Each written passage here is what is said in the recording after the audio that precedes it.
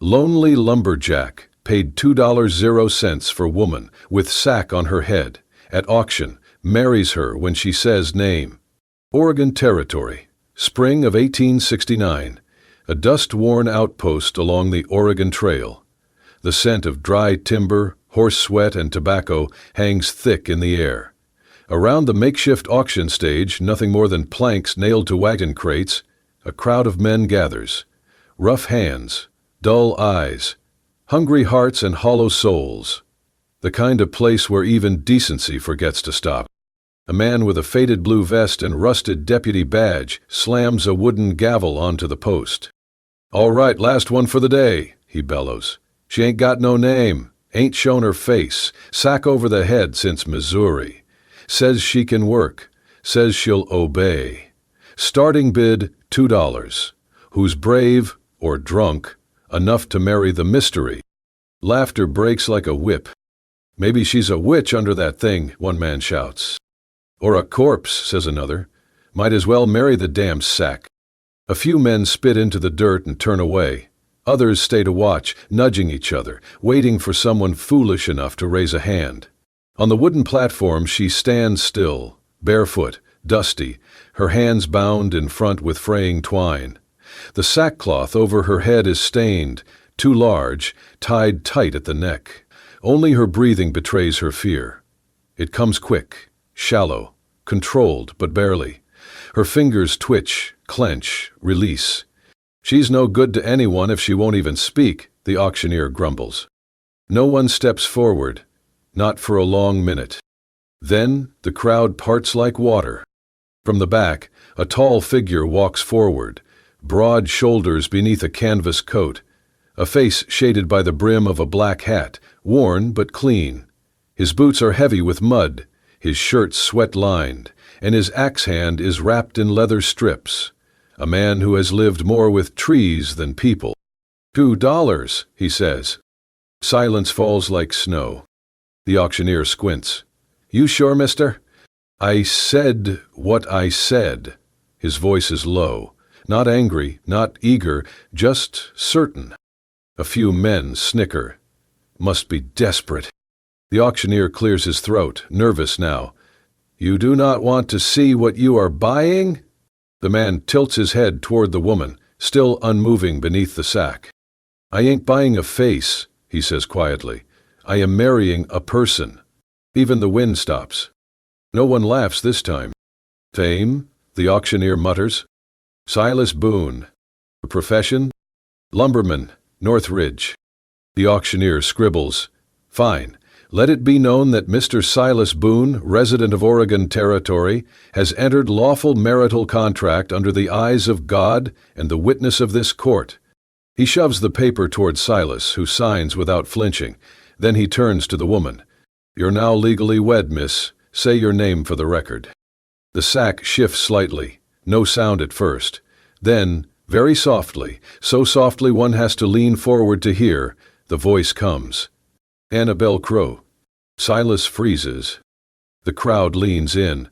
The auctioneer raises an eyebrow, but says nothing. Silas's eyes widen, just a flicker, then they harden again, fixed on the sack, on the voice that now echoes in his mind, 3 winters ago, in the snow, in the dark. A voice he never forgot, a name he never heard, until now. And suddenly, the forest silence, the bloody snow, the firelight in that frozen cave, it all rushes back. He steps off the platform slowly, takes the woman's arm, not roughly, not urgently, just firmly enough to say, "You are safe now." No one stops them as they walk away. Not a word from the crowd, just the creak of boots over planks and the whisper of a name that still trembles between them. Annabelle Crow. The forest closed in around them as they walked, the trail narrowing to a thread of broken pine needles and packed earth. The light dimmed beneath the canopy, sun straining through the thick boughs like it too was unsure whether to come closer.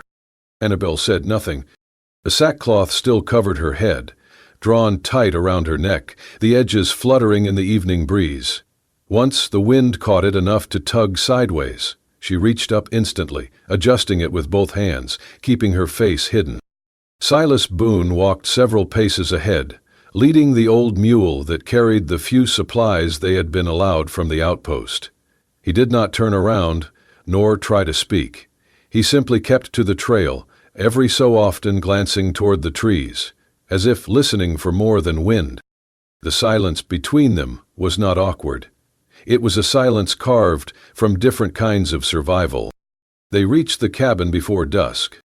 It was built from dark pine, not large but tight, strong, clean, set against a rise of earth that blocked the worst of the north wind.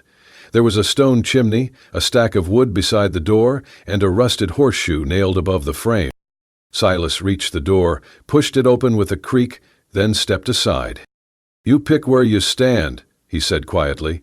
"No one's going to place you anymore." Annabelle stepped in slowly. Her movements were cautious but not weak. She did not remove the sack. Her steps made almost no sound across the smooth wooden floor. She did not sit at the table. She crouched against the far wall, back to the room, hands resting on her knees, silent. Silas stepped in behind her, placed a bundle of firewood near the hearth and began to work at the stove. No questions, no commands, only the occasional sound of iron shifting or water boiling. The scent came slowly, warm, thick, real. Something with spice. Quill of cinnamon, the salt of smoked meat. He worked in rhythm, as if he had done this 1,000 times before. Annabelle did not move. When the food was ready, Silas placed a wooden bowl near her. She flinched slightly but did not turn. He sat at the table with his own bowl, neither rushing nor staring. After several minutes, her voice came, muffled but audible. "Oh, what is this?" Silas looked at his bowl, stirred once, and said, "I call it the meal for the last one standing." A pause. Then a quiet sound, almost a breath of a laugh, but stifled, withdrawn. He added, "Used to make it for myself after long days in the woods. Then I started making 2 bowls, even when there was no one to eat the second." She turned her head slightly, enough to glance sideways beneath the hem of the sack. On the chair beside him sat a second bowl, identical, steam rising from it, no one else in the room. Silas gestured toward it. "I used to set it for my wife, after the war, after the trees took more than they gave. Just a way to say, I came home alive again." He paused. "Now I set it for you, and for her." The silence held. The fire crackled. Annabelle reached for her bowl, slowly. Her hands trembled faintly, but she gripped the spoon and drew it under the sackcloth without removing it. She ate in silence, every bite small, careful, but she finished it. That night, while Silas washed the bowls in a tin basin near the stove, Annabelle remained by the wall, her knees drawn up, arms wrapped around them, watching, not speaking. But for the first time since he met her, she was not shaking. That night, after the fire had died down to a steady glow and the last embers of supper had been cleaned from the bowls, Silas sat alone before the hearth. He had not lit a lantern. He did not need it. The firelight was enough, casting long shadows that danced along the log walls like silent memories. Outside, the wind moaned through the trees, long, low, and familiar. He leaned forward, elbows on knees, letting the warmth touch his face. But it was not warmth he felt, not entirely. It had been 3 years ago, a winter thicker than any before, the kind of cold that turned pine needles into glass and lungs into fire. He had gone too far north for timber. Greedy for wood, stubborn with pride, he slipped on a slope, twisted his leg, and fell into a snowbank where no trail existed. By the time the snow covered his back, he had stopped fighting. But then, hands. Rough, calloused, a pull, dragging him. He remembered the pain, the jarring weight of his body moving against rock. Then darkness. He awoke to fire. A small cave, hidden behind a curtain of ice. The fire cracked and hissed beside him, and the smell, something earthy, bitter, like boiled bark, filled his nostrils. Across from him sat a figure, a woman. Her face was hidden beneath a sackcloth, tied carefully, just like the one in the cabin now. She wore layers of scavenged wool and leather, boots stitched from scraps. Her hands moved with precision as she poured a ladle of steaming liquid into a tin cup. When she spoke, her voice was neither high nor low, only soft, measured, tired. "You do not need to know who I am," she said, "but I am not going to let you die."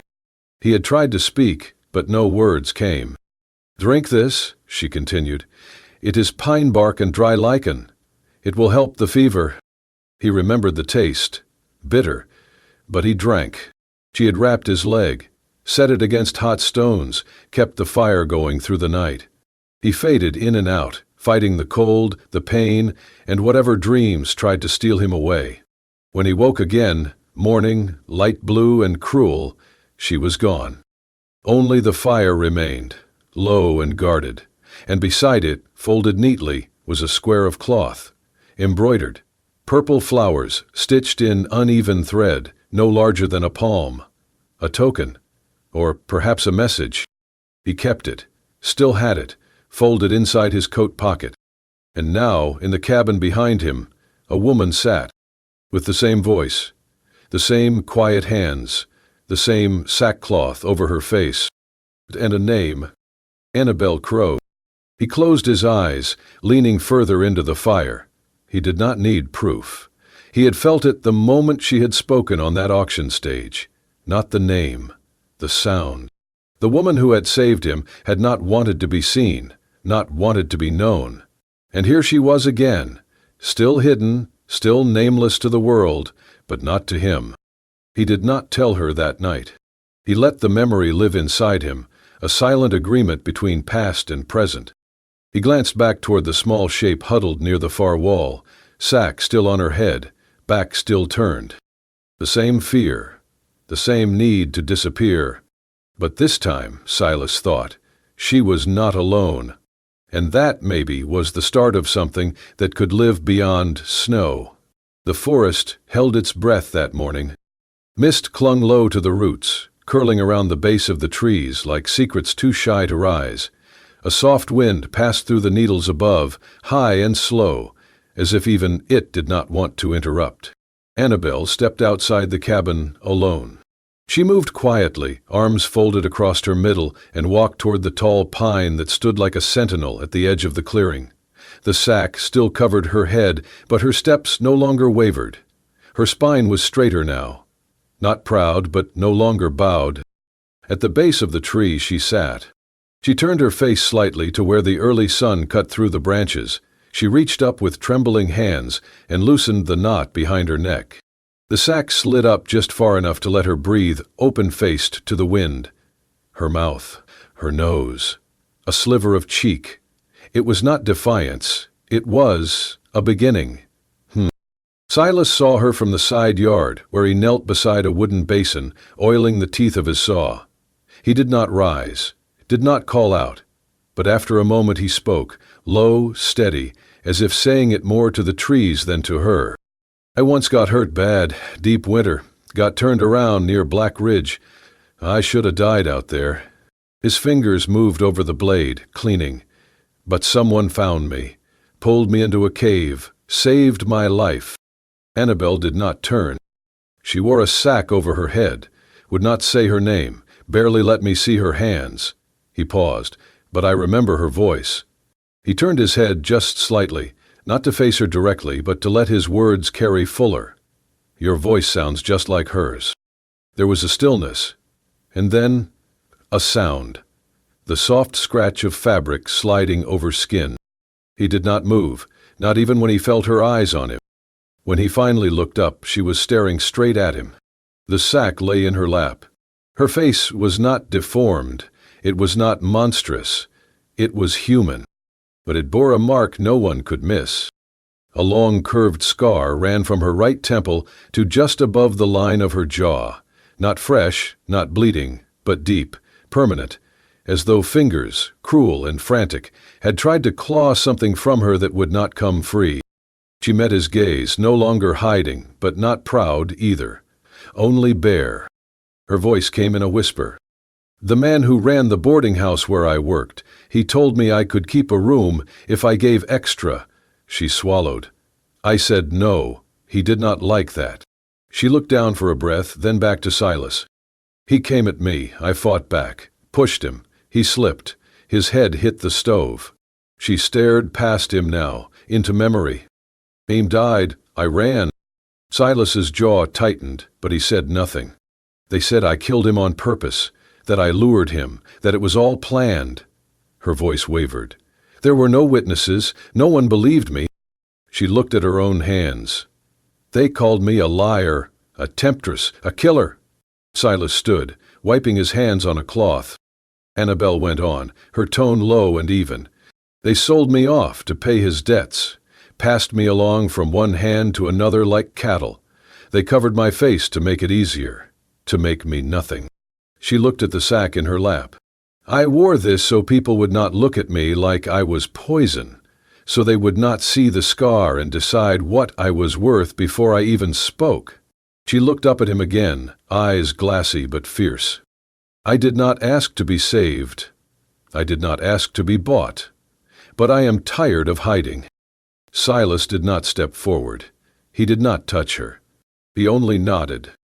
Thank you, he said, for telling me. His voice was steady, warm, real. You did not have to, but you did. She blinked hard, but no tears fell, only breath. And in that breath, something shifted. For the first time since she arrived, she was not a shadow. She was a woman with a name, a story, and a face. And Silas had seen all three, and turned away from none. The sun crept slowly through the forest the next morning, its light golden and tentative, spilling through the narrow window above the table. Dust motes spun lazily in the beam, like tiny spirits dancing between the wood-grain walls, blessing the quiet. Inside the cabin, the air was still. Not with fear, not anymore, but with the hush of understanding, like breath held in space after something fragile has been shared and carefully received. Annabelle had barely spoken since the day before, but she had not reached for the sack. She no longer pulled it over her head before sleeping, no longer kept it folded at the foot of her bed like a shield waiting for battle. Her hair, untied and tangled from sleep, lay quietly against her shoulders as she rose from the cot. Her steps remained cautious, her posture guarded, but something in her presence had shifted, something small, like the ground thawing beneath snow. She blinked at the light pouring through the window and moved toward the table, expecting the usual. A tin of coffee, the wooden bowl she washed nightly, the leftover spoon. Instead, she stopped short. There was something new waiting for her. A small mirror. It stood upright, silver-framed, aged at the edges, but polished to clarity. It leaned against a smooth wedge of pine, angled perfectly to catch the light of the rising sun, so that it would illuminate, not expose. Beside it hung a scarf, sea-green silk, faded slightly in parts, but soft and carefully folded, like it had been treasured once. Maybe still was.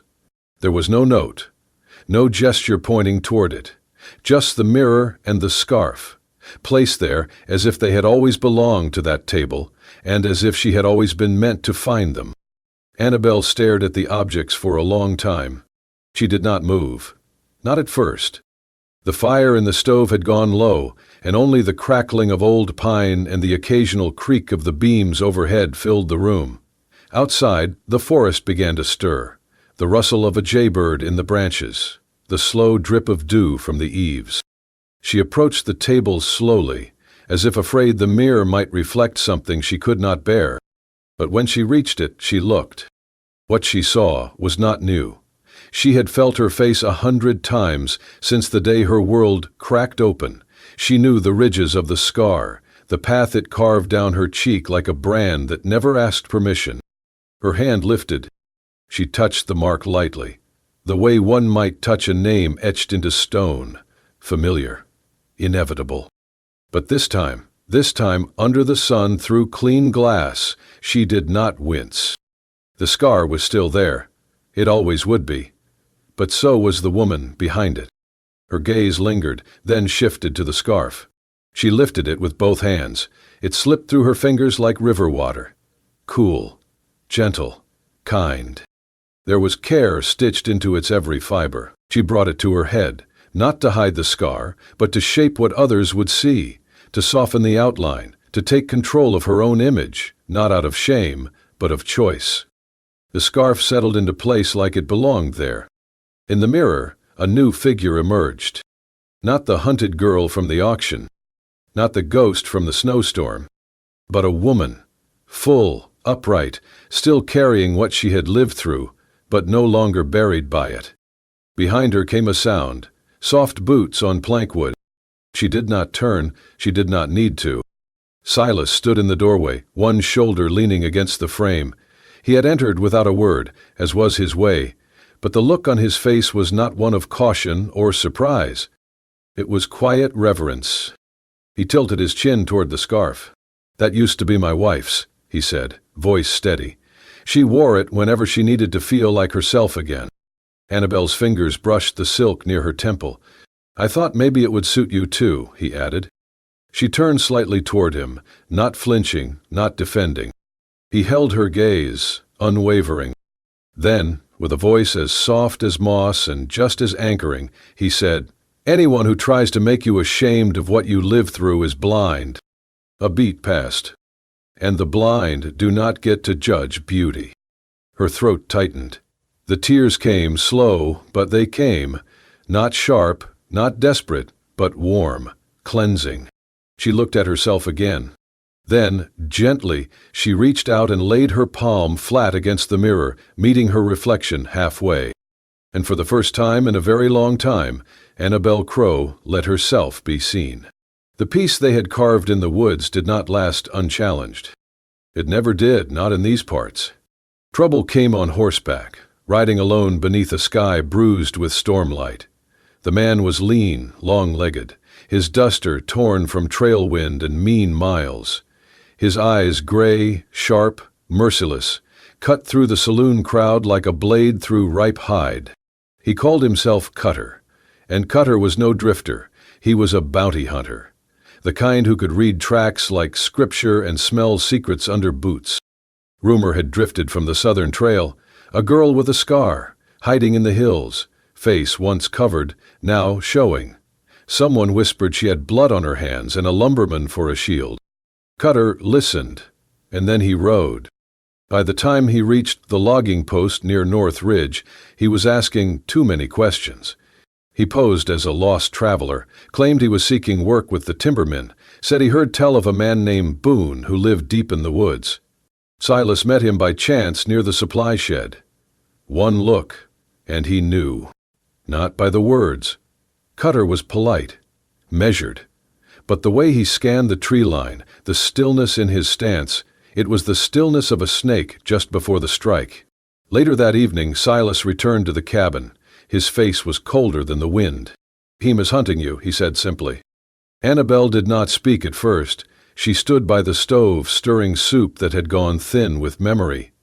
Her eyes were steady but far away. Then, without a word, she crossed the room, opened the wooden chest at the foot of the cot, and pulled out the old sackcloth, folded neatly, untouched since the morning she had shed it. She held it in her hands for a long time. "I will wear it again," she said quietly, "one more time." Silas looked at her. "You do not have to." Her eyes met his. "This time, I choose it. Not for shame, for strategy." They laid the plan together that night. Annabelle would ride east, through the old fire road, wearing the sack. Cutter would follow. He would not resist a girl alone, scarred and covered, a ghost reborn. Silas would take the mountain pass, ride Cross Ridge, and meet with the sheriff in town. If the plan worked, Cutter would follow her straight into the trap. And it did. At dawn, with the sky barely blushing, Annabelle mounted Silas's second horse and rode out, sack tight over her head, heart hammering. She did not tremble this time. She looked forward. By sundown, Cutter had taken the bait.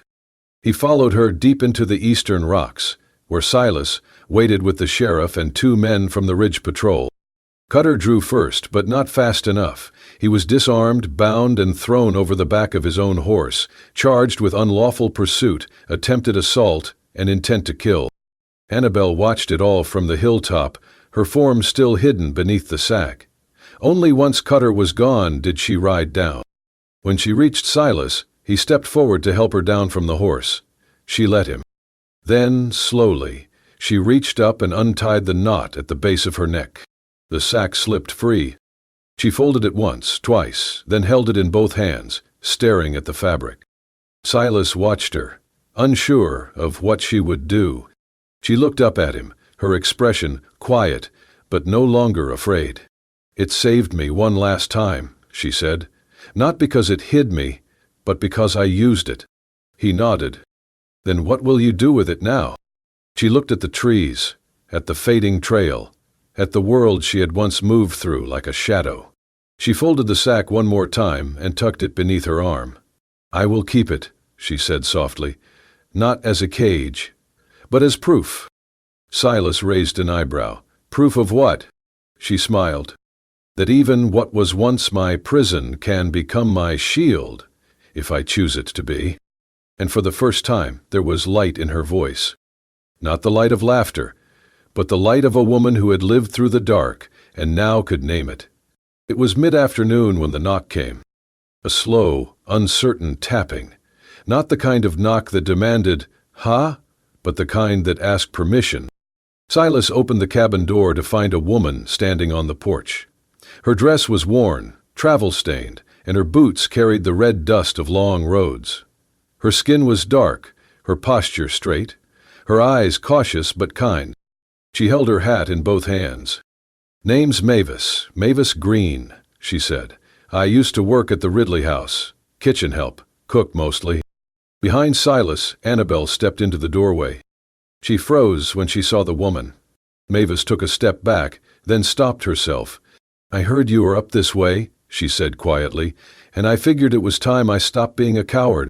The wind rustled through the pines as silence stretched between them. "I saw what happened that night," Mavis said. "Saw him drag you into that back room, heard you scream, heard the crash, but I did not speak up. I needed the job. I needed to eat." Annabel's fingers tightened against the doorframe. "I am not proud of that," Mavis continued, "but I can make it right now, if you will let me." Later, over tea at the table, Mavis recounted everything, details only someone who had truly been there could know. She described the bruises, the blood, the silence that followed. "I should have said it back then," she whispered. "But I will say it now. You were telling the truth." With Silas's help, they wrote it all down. Mavis signed the affidavit in strong, careful penmanship. The letter was sealed and sent to the nearest judicial office by horseback courier. Weeks passed. The forest grew greener, the sky turned warmer. Then, one morning, the sheriff rode up, with a single envelope in hand. Silas opened it on the porch, read it twice before walking it inside. Annabel took it in her hands. The words were few. Charges against Annabel Crow dropped, case closed, warrant rescinded. She read them again, and again. Then she walked outside, past the firewood pile, past the horses, and down to the tree line. She found the old pine, the one she had once buried her sackcloth beneath. She sat at its base, running her fingers through the moss, breathing. She did not cry. She did not laugh. She just closed her eyes. And in a voice barely more than breath she said, "For the first time in my life, I do not have to run." Justice had come. Not with trumpets, not with applause, only with truth, and the quiet strength of someone who had finally decided to stand beside it. Spring came gently to the ridge. The trees, once bare and brittle, now wore soft buds like promises waiting to bloom. Mist still rolled in at dawn, but it was thinner, lighter, as though even the fog had grown tired of hiding. Birds sang again. The river moved with purpose. The forest felt forgiving. Silas had been busy. With spare wood and a quiet kind of care, he built a modest canopy just outside the cabin, near the edge where wildflowers began to claim the grass. It was nothing grand, 4 upright beams, a simple arch draped in linen, but it stood strong. Like him. They invited only a few. Mavis came, smiling wide in a dress that did not match but still suited her spirit. The old blacksmith, from town, brought a bottle of apple brandy. The shopkeeper's wife carried a basket of bread and a bouquet of mountain lavender. They were not many, but they were enough. Inside the cabin, Annabel stood before the small mirror Silas had left for her months ago. Her dress was plain muslin, hand-stitched, the color of cream. But it fit her perfectly, because she had made it herself, with steady fingers and quiet nights. On her head she wore a veil. It was made from the sackcloth, the same one that had once hidden her shame, her fear, her name. But now it was something else. Silas had washed it, sun-dried it, and cut it with care. The edges were sewn with white thread, the kind used for mending old linen. And on the corners, embroidered in faint purple, were tiny wildflowers, almost identical to the ones stitched into the handkerchief she had once left behind in the snow. When she stepped out of the cabin, the forest fell still. Silas stood beneath the wooden arch, hands folded, heart full. He had trimmed his beard, polished his boots, and ironed the only shirt he owned without sap stains. But none of that mattered when he saw her. She moved slowly, like the earth had finally given her permission to be seen. And she was beautiful, not because the veil covered the scar, but because she had chosen to wear it again, on her terms. As she reached him, Silas took her hands. His voice was low, but every word was steady. "No matter what covered your face," he said, "you were always the woman I chose from the start." He paused, looking into her eyes. "And now you are the woman I vow to stand beside to the end." Annabel smiled, not with the caution of someone who had been hurt, but with the peace of someone who had finally healed. He whispered, "And I vow the same."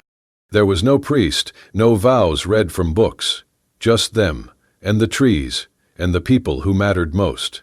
And when they kissed, soft and sure, the wind picked up just enough to rustle the linen overhead. A few drops of rain fell, light as breath. Mavis leaned close to the blacksmith and said, not quite aloud, "Never thought I'd see a burlap sack turned into a wedding veil." Then, after a beat, she added, "Never thought it could be so damn beautiful." The blacksmith chuckled. "Ain't the sack," he said. "It's what she turned it into." Later that evening, as the fire crackled and laughter mingled with birdsong, Annabel sat beside Silas on the porch. The veil lay folded in her lap. She ran her fingers across the embroidered edge. "Funny," she said. "This thing used to mean everything I feared." He looked over. "And now?" She smiled. "Now it means everything I chose." Silas nodded. He reached over, lacing his fingers through hers. They sat that way until the stars came out. And the forest, once their prison, now held them like home. And so, beneath the towering pines, and a veil once born of shame, Annabel Crow and Silas Boone found what so many had lost on the frontier. Peace, not in forgetting the past, but in reclaiming it. Their love did not erase the pain, the scars, or the silence, but it turned what once bound them into something that could bless them. Because sometimes, in the Wild West, survival was not just about holding on, it was about choosing what to hold on to. Thank you for riding with us through this journey of redemption, courage, and quiet devotion. If stories like this move your heart and stir your soul, do not forget to subscribe to Wild West Love Stories, where love rides farther than fear, and even the roughest trails can lead home. Tap the bell so you never miss the next tale. Until then, ride steady, love deep, and remember, where bullets missed, hearts did not.